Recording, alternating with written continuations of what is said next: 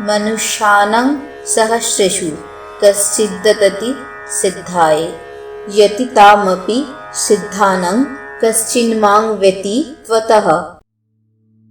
श्रीमद् भगवत गीता की चैप्टर 7 की इस श्लोक का अर्थ है, 1000 लोगों में से शायद ही कोई मुझे पाने का प्रयास करता है, और जो प्रयास करता है उनमें से केवल एक ही इंसान जो खुद को विशेष रूप से मेरे लिए समर्पित किया है, केवल वो ही वास्तविक रूप में जान पाते हैं। मतलब भगवत गीता के अनुसार गॉड या सृष्टिकर्ता या क्रिएटर के कॉम्प्लेक्सिटी को समझना नॉर्मल इंसानों के बियॉन्ड लिमिटेशन है। उनको समझने के लिए जो डिवोशन और डेडिकेशन चाहिए वो बहुत ही कम लोगों में पाए जाते हैं, जो एक्चुअल में बहुत ही रेयर है। सृष्टि और सृष्टिकर्ता का ये कॉम्प्लेक्सिटी लगभग हर रिलीजन के हॉली बुक में आपको देखने को मिल जाएगा। अभी इस सिमिलरिटी का रीजन क्या है? मतलब भगवत गीता सबसे प्रेरित होकर बनाई गई है या फिर सारे रिलीजन इनसे इन्फ्लुएंस्ड है? ये तो डिबेटेबल है, लेकिन क्या आपको पता है हॉलीवुड में ऐसे बहुत सारे फेमस मूवीज है जो हिंदुइज्म और उनसे जुड़ी हुई हॉली बुक से इंस्पायर होकर बनाई गई है। महाजन्माष्टमी के इस पावन अवसर में मेरे इस वीडियो के जरिए आपको रूबरू करवाऊंगी कुछ ऐसे मूवीज एंड उनसे जुड़ी हुई थ्योरीज से, जो शायद ही आपने मूवी देखते टाइम गौर किया होगा। सिर्फ यही नहीं, इस वीडियो के जरिए मैं आपके सामने लाने की कोशिश करूंगी हिंदुइज्म की महानता को, जो मूवी क्रिएटरों ने यूज किया है अपने मूवीज में। मेरा ये रिक्वेस्ट है, अगर आपको ये वीडियो पसंद आए और यूनिक लगे तो प्लीज मेरे बाकी सारे यूनिक वीडियो को भी देखना और जितना हो सके शेयर कर देना। आपके व्यूज और कमेंट से मिली प्यार ही मुझे मोटिवेट करता है ऐसे अनयूजुअल और यूनिक वीडियोस को बनाने में। और जो नए व्यूअर्स है वो मेरे चैनल को सब्सक्राइब करके बाकी सारे सोशल मीडिया प्लेटफॉर्म में भी फॉलो कर लेना, ताकि मेरे नया वीडियो आने के साथ साथ आपके पास नोटिफिकेशन पहुंच जाए।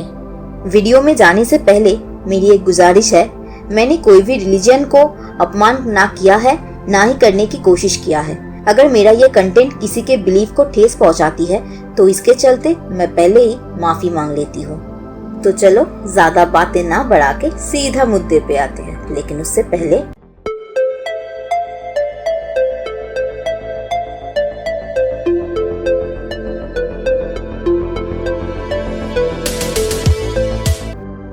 सहस्रयुग पर्यन्तम् आहार्यत् ब्रह्माणु विदुः रात्रिं युग सहस्रान्तं तेहोरात्र विदो जनः। भगवत गीता की चैप्टर 8 का 17 श्लोक का अर्थ है, ब्रह्मा का एक दिन 1000 चक्रों के समान है और उसकी रात भी उनके समान रहते हैं। इसे जानने वाले शख्स दिन रात की सच्चाई को समझते हैं। ये श्लोक बेसिकली वैदिक कॉस्मोपॉलिटन सिस्टम का आधार है।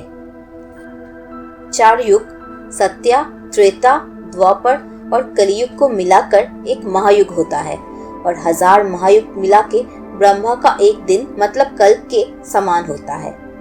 कैलकुलेट करके देखा जाए तो एक कल्प इक्वल्स टू 4.32 बिलियन ईयर्स होता है, and same for the night. ये टाइम कैलकुलेशन को समझना थोड़ा मुश्किल है। इसे सिंप्लीफाई करने के लिए वैदिक माइथोलॉजी की एक कहानी के द्वारा इस कॉम्प्लिकेटेड सिस्टम को सिंपली इलाबोरेट करने की कोशिश करती हूँ। एक बार देवों और असुरों के बीच भयानक युद्ध हो रहा था। असुरों को हराने के लिए देवराज इंद्र नराधिपति मुचुकुंदा से मदद मांगे थे।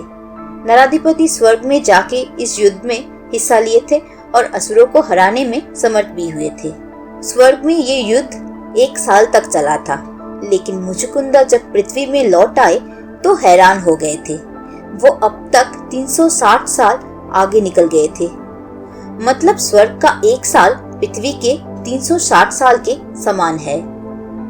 क्या आपको पता है, इसी पैरेलल टाइमलाइन के कॉन्सेप्ट को यूज किया गया है एक ब्लॉकबस्टर मूवी में, और वो भी क्रिस्टोफर नोलान के द्वारा। मूवी का नाम है इंटरस्टेलर। पूरा प्लॉट यूनिवर्सल सुपर कॉन्शसनेस के ऊपर आधारित है। मूवी में मिलर प्लैनेट का 1 घंटा अर्थ के 7 साल का इक्वल है। अर्थ से भेजी गई टीम का उस प्लैनेट में सिर्फ 3 घंटे फंस जाना उन्हें 21 साल आगे लेके चला जाता है। इसीलिए मूवी में दिखाई गई हीरो की बेटी सिर्फ 4 घंटे में 10 साल से 33 साल में पहुंच जाती है, जहां हीरो सेम एज में रहता है। मूवी में 5th डायमेंशन के कॉन्सेप्ट को दिखाई गई है, एक ऐसा डायमेंशन जहां ग्रेविटी और इलेक्ट्रोमैग्नेटिक फोर्स का एक सीमलेस कनेक्शन है। अगर डिटेल में एनालिसिस करके देखा जाए तो it is very similar to get into spiritual dimension through which a soul can communicate with soul which can be described as परमात्मा, जो स्पेस और टाइम डायमेंशन के कॉन्सेप्ट से परे है। सिर्फ यही नहीं, मूवी में भारत की सबसे पुरानी फिलोसॉफिकल मैन्युस्क्रिप्ट उपनिषद की रेफरेंस भी ली गई है, जो ये दर्शाती है इंडिविजुअल ह्यूमन माइंड यूनिवर्स के साथ लिंक्ड है। प्रकृत प्रियमनानि गुणाया कर्माणि सर्वस्य अहंकारा विमोदात्मा कर्ताहम इति मान्यते। भगवत गीता के चैप्टर 3 27 श्लोक का अर्थ है, मिथ्या अहंकार के प्रभाव से मोहित हुई आत्मा स्वयं को उन गतिविधियों का कर्ता समझती है जो वास्तव में प्रकृति के 3 गुणों द्वारा किया जाते हैं। ये 3 गुणों है सत्व या गुडनेस, रजा या पैशन एंड तमा या इग्नोरेंस।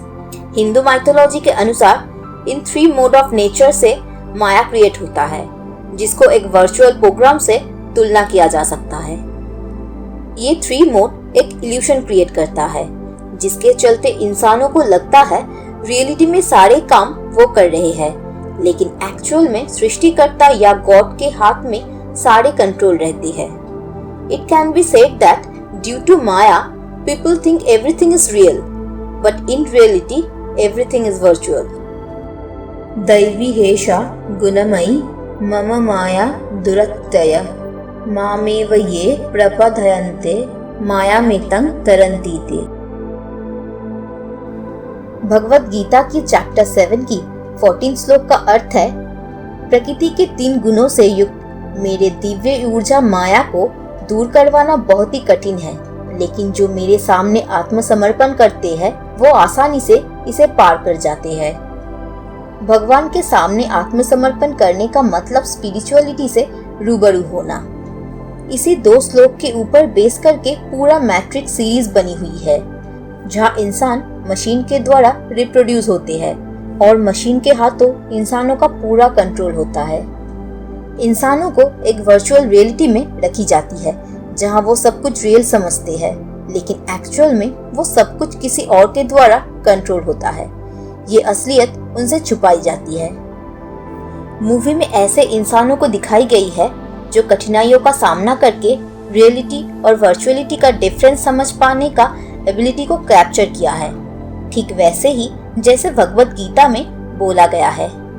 मूवी के एंड में नियो और मिस्टर स्मिथ का जो फाइटिंग सीन दिखाई गई है वो आपको याद दिलाएगी महाभारत के भीम और दुर्योधन की युद्ध का। सिर्फ यही नहीं, मूवी का एंड क्रेडिट का बैकग्राउंड म्यूजिक है नवरस, जो उपनिषद में लिखी गई है। असतोमा सद्गमया तमसोमा ज्योतिर्गमया मित्तोर्मा अमृताम गमया ओम शांति शांति शांति। नेक्स्ट जिस मूवी को लेके मैं बात करूंगी वो शायद वर्ल्ड मूवी हिस्ट्री का सबसे कॉम्प्लिकेटेड मूवी है, जो अब तक मैंने जितने भी वैदिक रेफरेंस लिया है उन सभी का प्रेजेंस एक साथ आपको देखने के लिए मिल जाएगा। मूवी का नाम है इंसेप्शन, जो नोलान की और एक क्रिएटिविटी है। बहुत ही कम लोग हैं जो इस मूवी के सब्जेक्ट मैटर और हिडन मैसेज को समझ पाए हैं, बिकॉज पूरा मूवी का कॉन्सेप्ट वैदिक कॉस्मोपॉलिटन सिस्टम से रेफरेंस ली गई है, विच इज इटसेल्फ कॉम्प्लिकेटेड। जितना इजीली इसे एक्सप्लेन किया जा सकता है मेरे इस वीडियो के जरिए मैं कोशिश करती हूँ।